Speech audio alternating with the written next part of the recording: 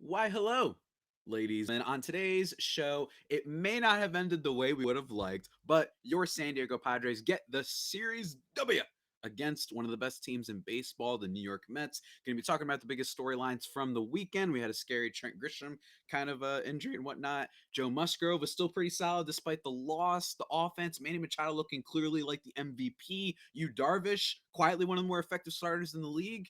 Some Juan Soto rumors. And as a little bit of a treat, Madison Bumgarner, this might shock you, says something dumb again. That's right. I get to rant about my arch nemesis in baseball. It's a big jumbo packed episode, everybody. So without further ado, let's get on started. Enough. Let's go. Woo! You are Locked On Padres, your daily San Diego Padres podcast. Part of the Locked On Podcast Network, your team every day.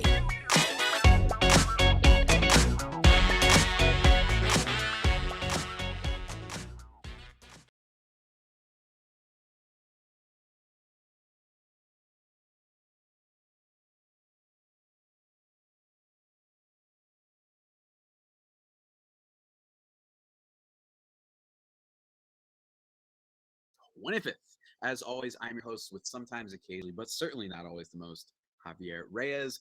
Follow me on Twitter at Javipeno. That's JAVIIPENO or at LO_Padres. And if you want to see whatever I'm wearing, nothing great for this Monday up, despite how much we're going to be talking about today, but still you can check that out on YouTube, Locked On Padres. And also, you might be familiar with some of my baseball related work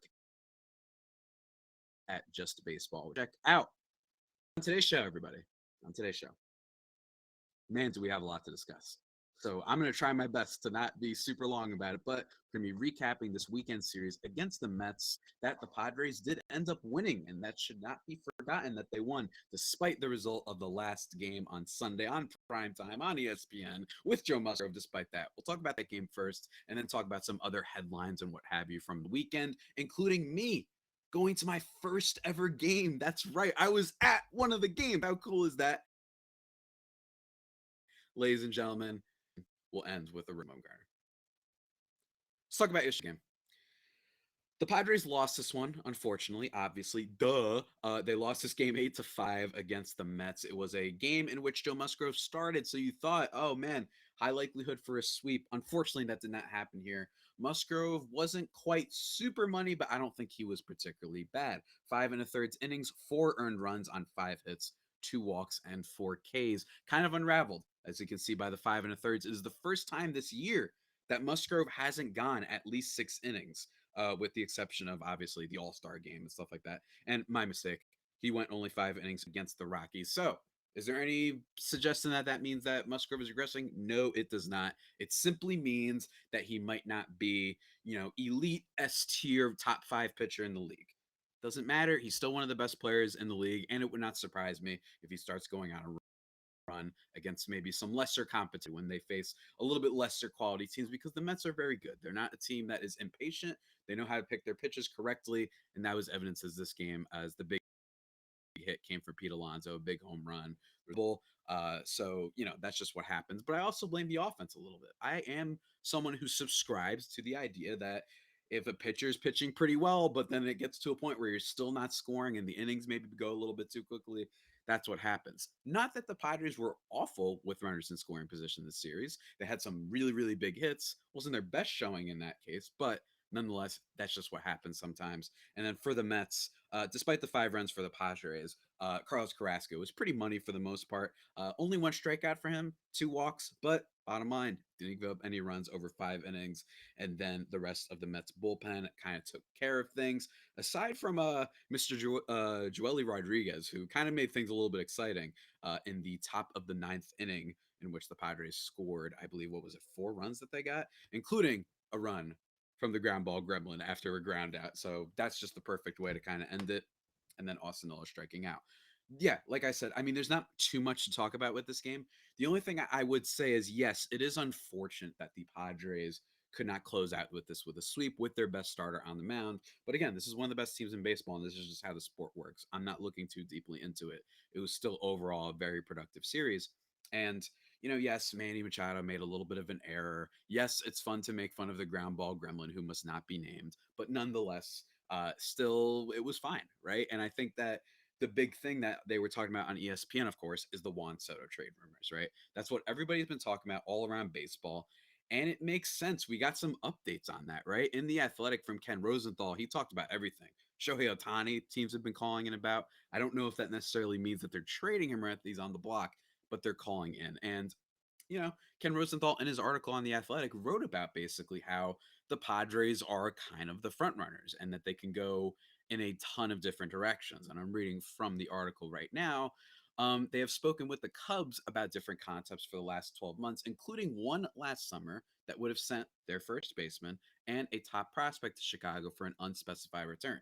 Considering that both Cubs catcher Wilson Contreras and left fielder Ian Happ are fits for the Padres, it would not be surprising if those talks revived in some form. Then he goes on to mention Padres farm system, which is ranked 15th by The Athletic, and then the 21st best farm system by Baseball America. I personally disagree a little bit with those rankings. I think that there's a lot of guys in their system that can go up, like your Jackson Merrills, like your James Woods and Victor Acosta, guys like that, right? I think that there's improvement for this system. So I think it's a little bit deeper than the Athletic and Baseball America are giving it credit for. But that's just personally me.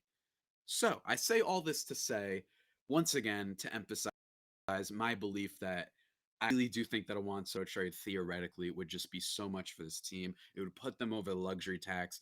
Then you have to worry about all these things. And it would be a really awkwardly constructed roster, even if it's filled with a lot of great talent because it's a lot of great talent that the Padres have traded for and not necessarily a lot of homegrown stuff. Tatis, he's kind of basically a homegrown guy, but even he was acquired in a trade with the Chicago White Sox, obviously, famously. So I would worry about that.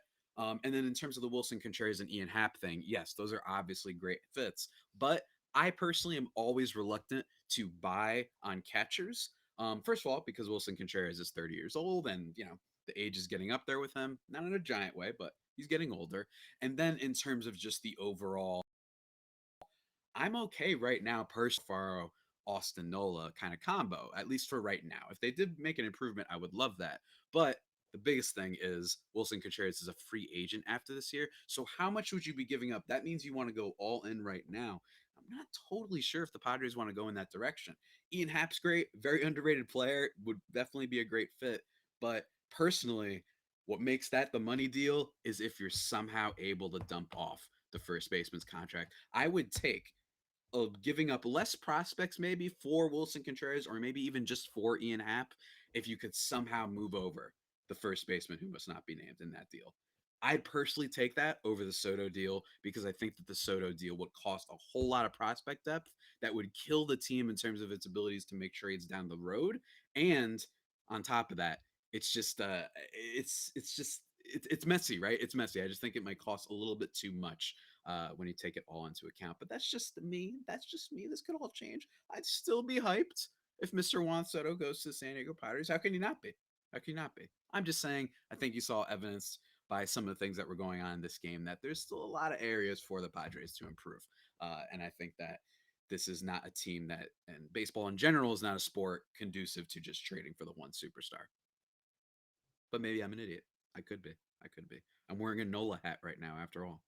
Spoiler alert for anybody who's not on the YouTube yet.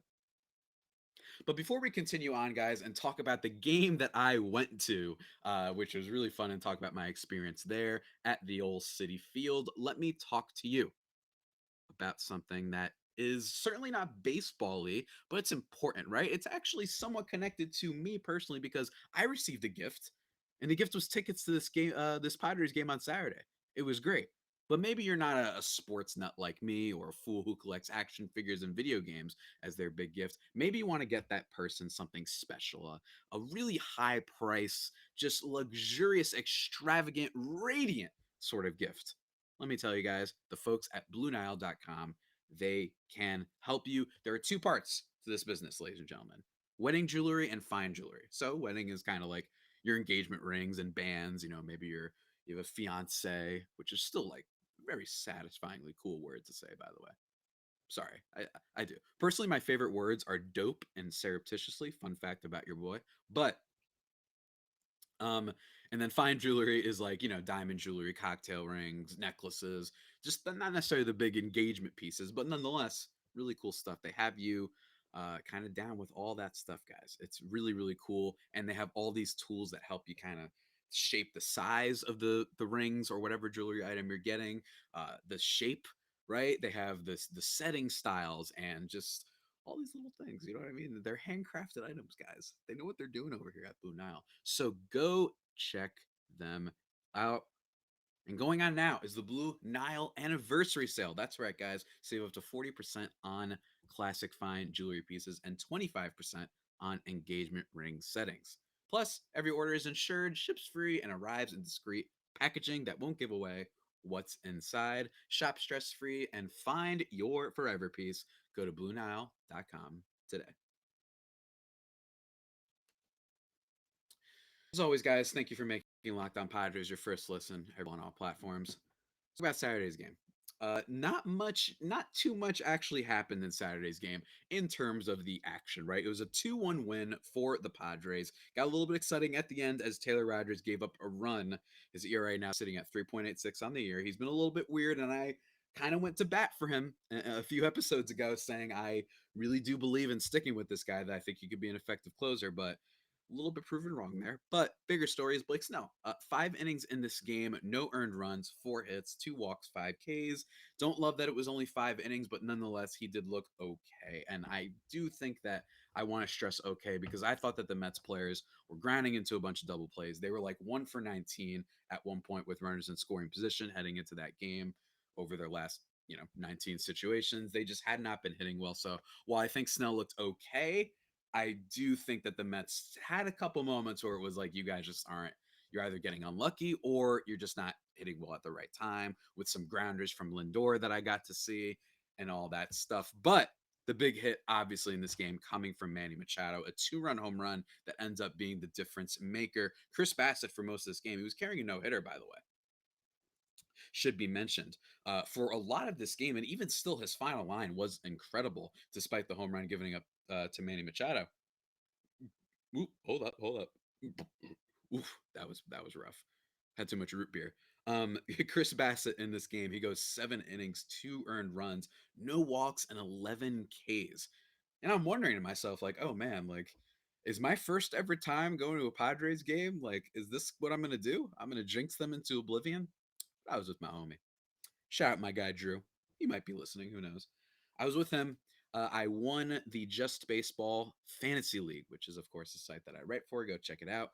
I won the Fantasy Football League last year, and as a prize, one of the site's co-founders, who you might be familiar with on Twitter, Padres fans too, when he tweeted out the promotion of Estuary Ruiz, that I won 2 tickets for the Mets Padres game because I live in Jersey. For those who don't know, the old tri-state area, the old East Coast. I'm an East Coast elitist, some would say. And I went to the Padres game. So it was really fun. It was very hot. Getting there, the actual stadium itself was great, though. I've been to Citi Field before, actually more times than any stadium recently, for sure.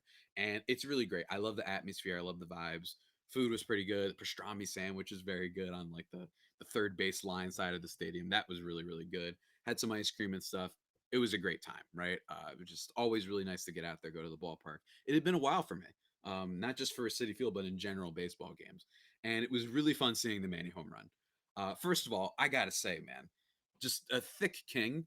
First of all, which I think everyone agrees with Manny, but I have been wondering lately why the Manny Machado kind of MVP campaign seems to have died off a little bit, and that's because I think that the nerds have been taking over, right? With Paul Goldschmidt, who, don't get me wrong, is having a great season. He looked like he was a guy that was on his way out, right? He looked like a guy who wasn't going to be a superstar anymore, but just be a pretty solid player. You know what I mean? A little bit what's going on with the Mets shortstop right now, Francisco Lindor, where he looks like he's just going to be a pretty good player, but not a superstar. And instead, he's put up MVP quality numbers. He's hitting home runs all the time.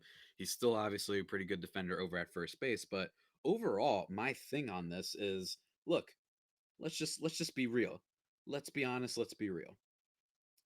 As of right now, if I could just pull up the thing, Paul Goldschmidt is currently, let's see, he's tied for, or no, he's third in WAR, and then Manny Machado is seventh at 4.4. You've got guys like Dansby Swanson, Freddie Freeman ahead of him. Freddie Freeman immediately discounted, of course, should be. He's on the Dodgers. I do not care. This is like awarding Kevin Durant the MVP when he was playing on the Lakers. I just don't care about that.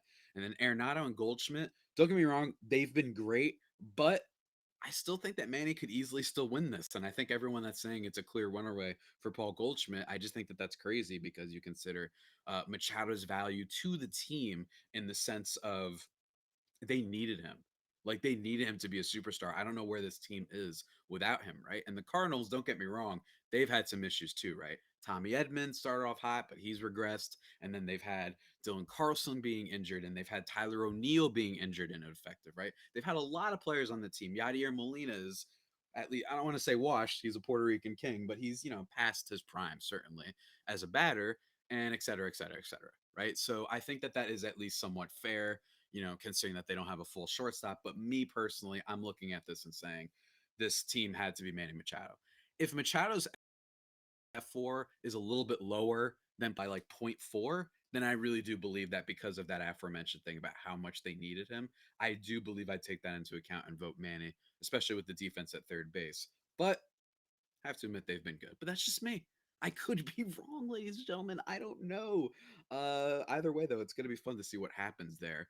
Um, and Lord knows the Aaron Judge in the American League versus Shohei Ohtani race is going to be an absolute blast to watch because personally, I don't know how you can't give it to Ohtani again. Aaron Judge has been obviously a beast and is like he's up there, but I'm just like the guys doing both over there. We'll see, because Aaron Judge really has been the story of American League dominance. It feels like.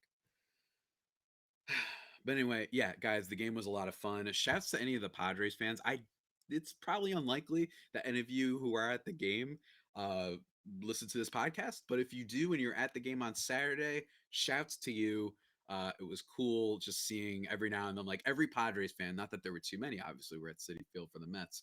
Not that there were too many. Almost every single one was like, "Go Pods!" Like they would just shout at me every time when me and my friend were walking around. It was awesome. I tweeted a couple things while we were there.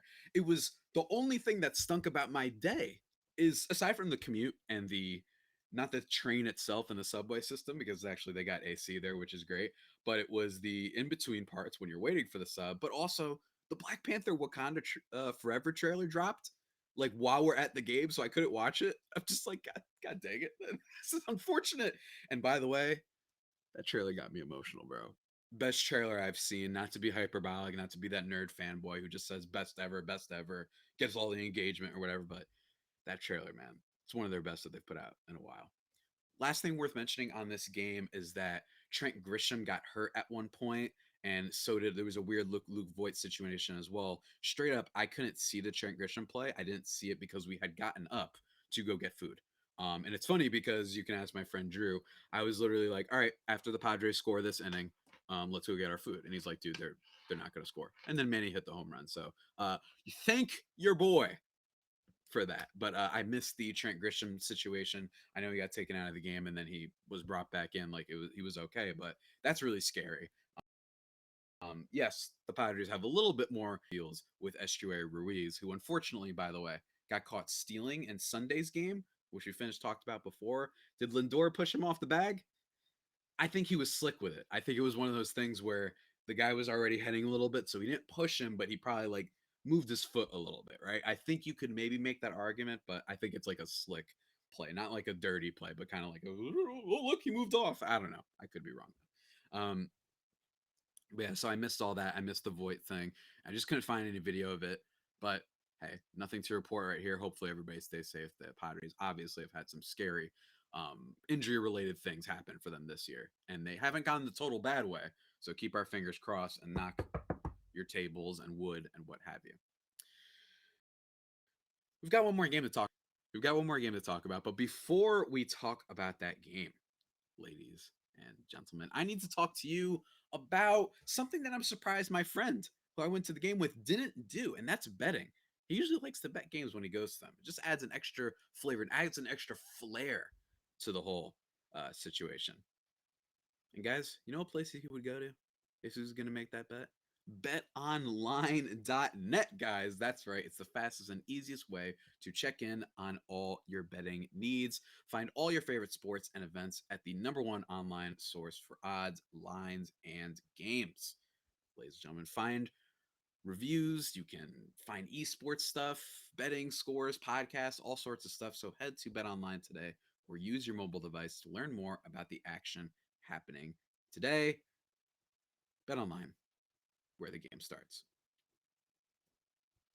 All right, ladies and gentlemen, we're in the final stretch. Let's close out strong. Friday's game.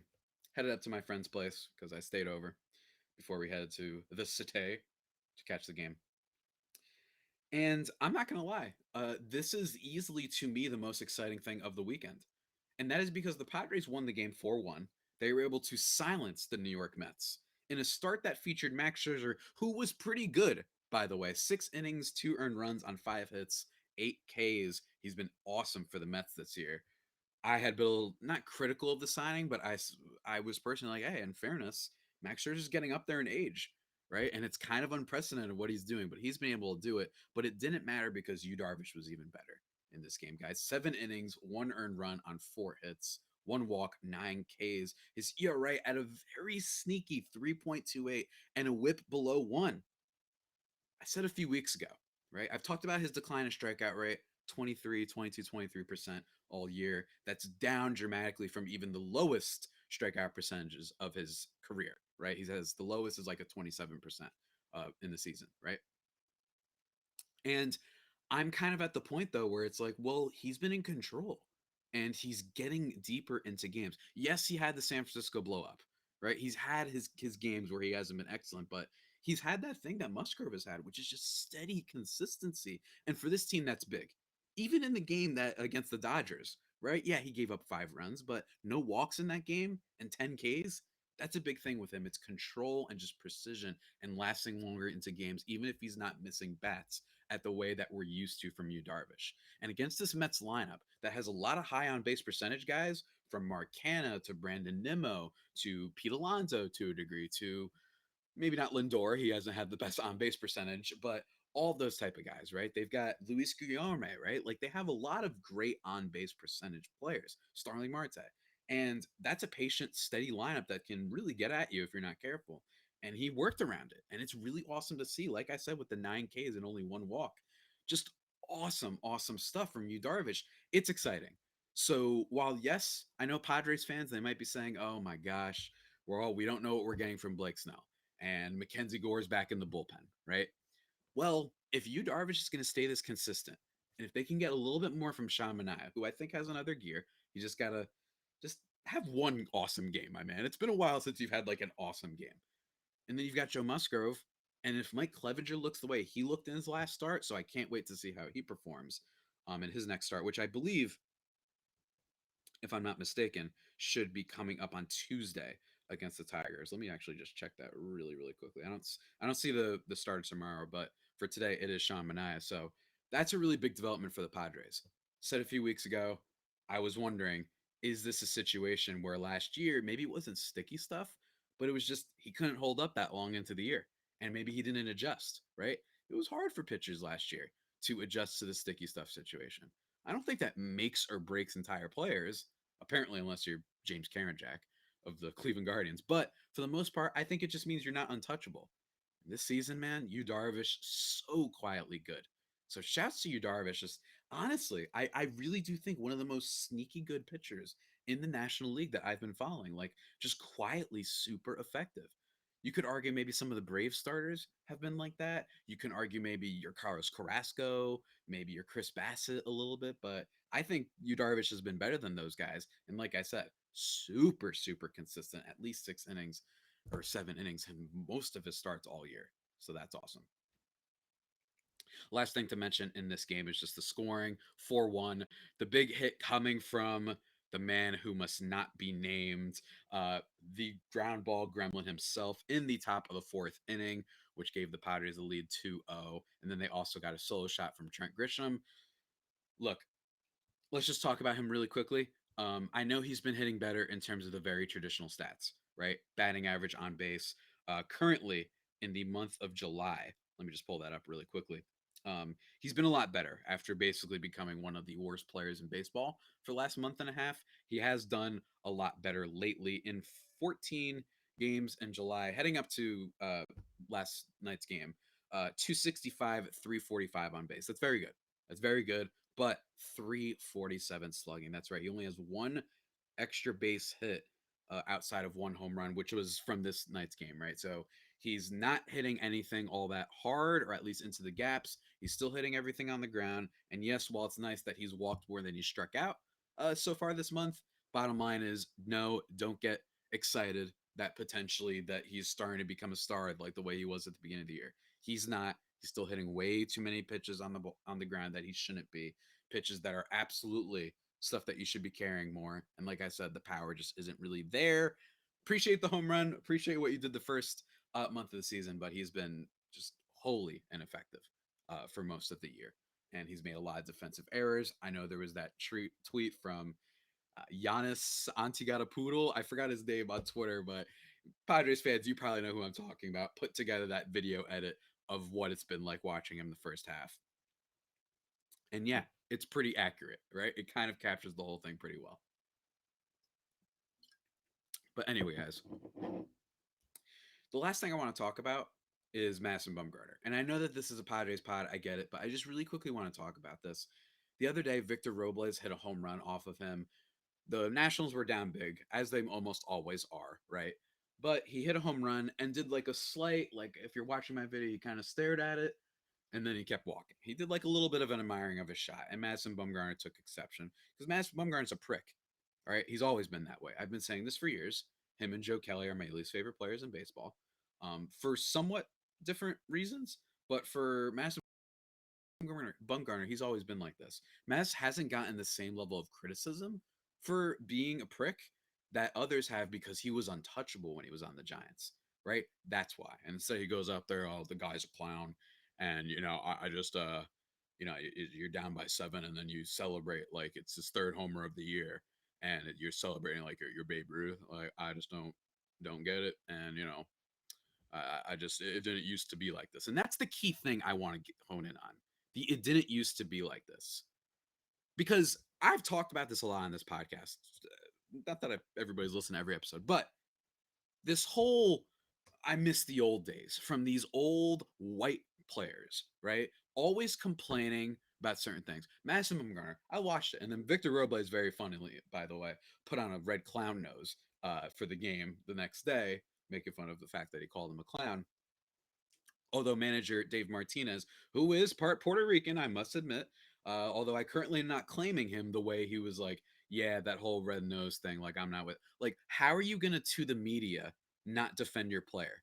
Because this wasn't even like a Tatis thing, guys, where he really does, like Tatis does the thing sometimes where he stands there, he flips the bat a little bit. This was like a really tame celebration. Not that it should ever matter at all. Let me be very clear. Yeah, you can look like a clown when you're celebrating when you're down by 8. And Robles, if he hit the home run and then he starts doing a backflip, pumping his chest, yeah, you look like a clown. But he wasn't do that. Instead, he said, "Oh man, I got that one all right. That was pretty good." And guess what? Let's stop acting like this is a sport where individual success doesn't matter. Maybe Victor Robles, I don't know, really cares about doing well so he can get more money and a contract and living situation for himself. Be hyped for your success. Be even more hyped when you're succeeding and the team is too, but you're allowed to be hyped to a certain degree for your success, right? Madison Bumgarner, of course, making his money that he's making, why people should celebrate, right? It is in a direct attack on a lot of people who are non-white. It is constantly like that. Talked about this with Freddie Freeman earlier in the year. A dude named Freddie is out here telling black people, Ronald Acuna Jr., for example, I mean, that is the reason. It's like, yeah, he wore eye black and had chain on and his hair was long. His hair was long. And he liked to have his hair long, the eye black, and then wear the glasses over the A. Okay. Uh-huh. Where is a dude named Freddie getting off doing that? A white dude named Freddie. Where do you get off telling black people not to be black? Like, that's just how I view it. And with Madison Bumgarner, he's always been like this. He was pissed off when Jose Fernandez hit a home run. He gets pissed off when our guy, Will Myers, hits home runs. I remember in 2020. He evil eyes you. I'm like, hey, jerkwad, strike the guy out. I'm not saying it's easy, but get over yourself. The older I get, ladies and gentlemen, the older I get, the more you see, and this is across everything, but especially pitchers in baseball, the more you realize that men are the softest dudes in the world. Wait, that was wrong. Men are the softest people. Man, they are just so soft. And I'm soft too. Let me say that for the record. I'm soft. I'm sensitive. Don't be mean to me. All right. There's someone who's a little bit mean in the Apple Podcast reviews. Hurt my feelings a little bit, man. Yeah. It just hurts sometimes. But no, in all seriousness, just and then the manager coming out for the Nationals, not sticking up for his guy. There's such a cultural problem in baseball that stems so deep and is so clearly anti people of color and the way they like to celebrate. And in this case, Acuna, just the way he dressed and the kind of hair he has and what he wears a little bit, it's insane. It's insane. And you just see their manager not even sticking up for them. And it's like, this is how this gets weeded out, right? I'm not saying that it's impossible that all these guys, the unwritten rule breakers, that they've been, that it's possible, yeah, maybe behind the scenes they really were locker room problems. But baseball is the last sport that I trust to actually be mad at these type of players who are breaking unwritten rules and all that for the right reasons, right? I would trust the NBA more, the NFL more, but when it happens in those sports, I'm like, oh wow, it really must be bad. But for this one, it could be something as simple as walking into spring training, you're a young rookie and you're wearing your cap backwards, and they think that's a giant problem. It's a real thing. Ken Griffey Jr. Everybody knows about it. Who wasn't even that outgoing of a personality. He just liked going like this for the practice. This is what he did. It's a cultural problem in baseball. Madison Bumgarner is one of the highest perpetrators of that I personally can think of. And I'm glad that the Padres have had such a dominant record against him these past few years, and they dog him every time. And it's amazing what he does. Get over yourself. Unbelievable. That's your rant of the day, though, ladies and gentlemen. Hopefully, you enjoyed it. In terms of the future of this podcast, guys, going to be talking with Millard Thomas, who the negative review was like, this guy all he does is feature crossovers. So that person probably not going to win you over with this. But Millard and I, we talked about like our top 5 lineups for both the American League and the National League. Same thing goes for pitching. We talked a little bit about trade stuff. We talked about Juan Soto. We talked about all sorts of kind of like general baseball stuff.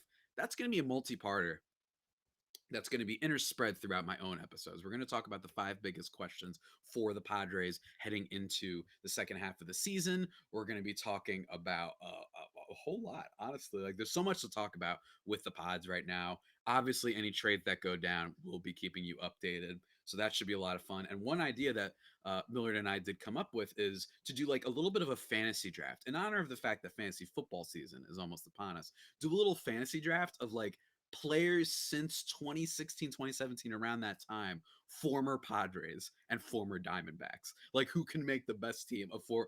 We've talked about this a lot, right? Like, Padres, former Padres that have done well.